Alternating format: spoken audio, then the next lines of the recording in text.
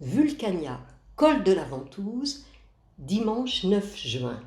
Ainsi donc, jouant sur une meilleure météo, c'est en réalité hier après-midi que je suis partie à l'assaut du Puy de Dôme. Rappelons que je restitue ici le déroulé logique et non chronologique de cette traversée de la France.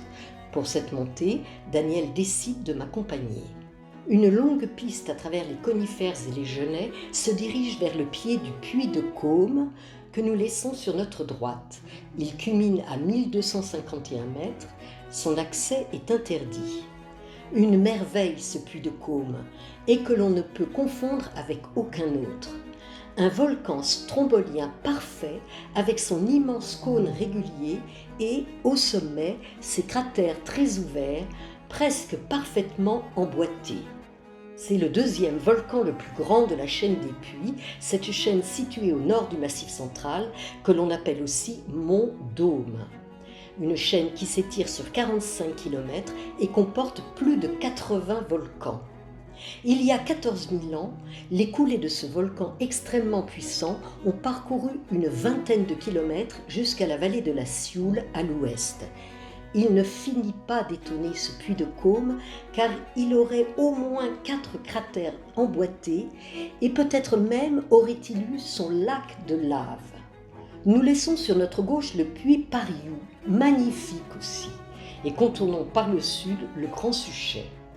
Et nous voici face au majestueux puy de Dôme, le Bel Endormi, classé grand site de France depuis 2008, inscrit au patrimoine mondial de l'UNESCO en 2018 comme haut lieu tectonique, chaîne des puits, faille de Limagne.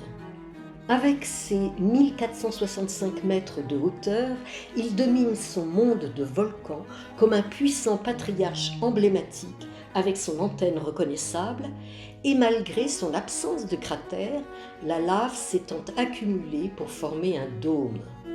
Nous en commençons l'ascension par le chemin des Chèvres que le Parc naturel régional des volcans d'Auvergne réhabilite, des zones entières ayant été dégradées par les nombreux touristes. Son flanc est découpé par le tracé régulier du petit train à crémaillère qui grimpe à son sommet. Ce volcan est un dôme péléen formé d'une lave plus acide, plus visqueuse que celle des cônes stromboliens. Les sols ici, formés sur les cendres volcaniques, sont particulièrement fragiles, sensibles au vent, à la pluie, au gel et dégel, et surtout aux piétinements répétés qui arrachent les végétaux, mettant l'endosol à nu, lequel se creuse ou s'envole en poussière. En dessous, les pouzzolanes formées de fragments de lave et de scories s'écoulent le long des pentes comme des tas de sable. Là encore, les efforts de réhabilitation commencent à porter leurs fruits, effaçant progressivement des saignées qui pouvaient atteindre 9 mètres de large. Les talus sont tenus par une toile en fibre de coco et par des tressages en châtaignier. Un cheminement suspendu, souple, en chaîne, permet de nous hisser jusqu'au tracé du train, puis au sommet par le chemin des pèlerins qui longe les vestiges du temple de Mercure, construit au IIe siècle, un grand lieu de pèlerinage. Le plus grand temple de montagne de la Gaule romaine se trouve au sommet du puy de Dôme. Rien d'étonnant avec cette vue sur Augusto-Nemetum, la ville de Clermont-Ferrand actuelle. Nous regardons longuement les ailes volantes avant de nous restaurer sur la plateforme panoramique. Daniel opte pour le train électrique alors que je dévale le spectaculaire chemin des Muletiers jusqu'au parking du col de Cessa. Le GR4 se poursuit dans une sombre forêt de conifères, souvent égayée par les touffes lumineuses des genêts et par les gigantesques troncs d'épicéas soigneusement rangés comme des allumettes géantes. Je traverse la D942 à la croix Espinasse, puis poursuis jusqu'au village de Lachamp, aux noires maisons de pierre de lave. Je laisse maintenant sur ma gauche, puis sur ma droite, une succession de petits cônes, tous fort bien dessinés. Je lis que le puy de Pourcharet est un cône de scorie typique formé par l'accumulation des projections de lave lors de l'éruption.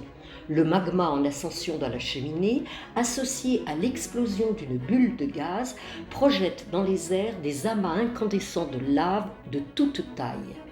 Suivant leur taille justement, celles-ci se nomment cendres, lapilli, blocs ou bombes, ponces légères ou scories plus denses. Ce puits est un volcan monogénique, c'est-à-dire qu'il n'a connu qu'une seule et unique éruption avant de s'endormir définitivement.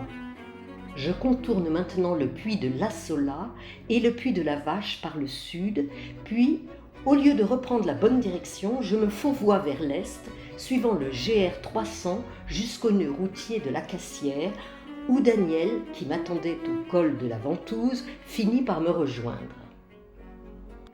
Ce soir, comme hier, nous passerons la nuit au camping de Pont-Gibaud.